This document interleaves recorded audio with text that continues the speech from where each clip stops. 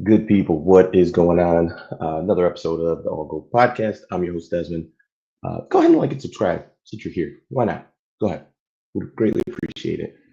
Um, Wanted to do a quick video on Matt Patricia. So been slacking lately on getting uploads going on. It's just been a lot of life things going on. Good things, but yeah, have been slacking on posting things. So I've got my list of things that I want to talk about, and we'll be you know uploading this info shortly.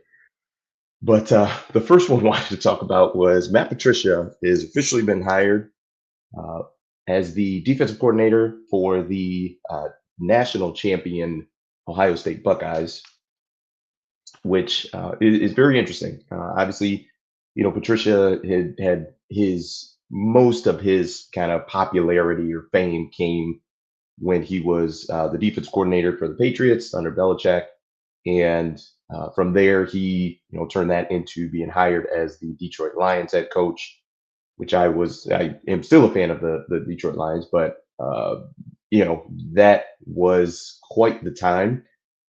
He was there for a few years and ended up getting fired. Him and Bob Quinn, who was also from New England, they ended up, they both got fired. I think Patricia went back to work with Belichick and in New England.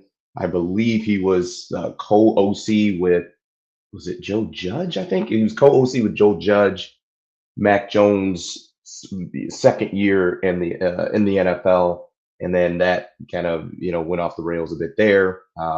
I haven't really paid attention to what he was doing. I've heard he was on Belichick's podcast, but not actually coaching. Now, obviously, Bill Belichick is at UNC coaching the Tar Heels there. So as far as my take on the hire, uh, as not an Ohio State fan, and obviously someone outside of that fan base, that group, so just outside looking in, I don't like it at all, not one bit, not one iota. I do think he has some really good knowledge when it comes to just knowledge of defense and offenses and scheme, those types of things. And I think some of that is just by osmosis of being in the meeting rooms with Bill Belichick, who is widely considered, if not the best, one of the best head coaches ever, and one of the best defensive minds ever in the NFL. So I think being in those types of rooms, you understand some of the strategy and just how to approach things, how to attack offenses. So there's definitely some benefit there, but no, I mean it's interesting because I have this is on 11warriors.com, which I think is a Ohio State website, but a quote from Ryan Day says, "I have been aware of and followed Matt's successful NFL career for the past 15 years, or when he first started calling plays for those outstanding New England teams.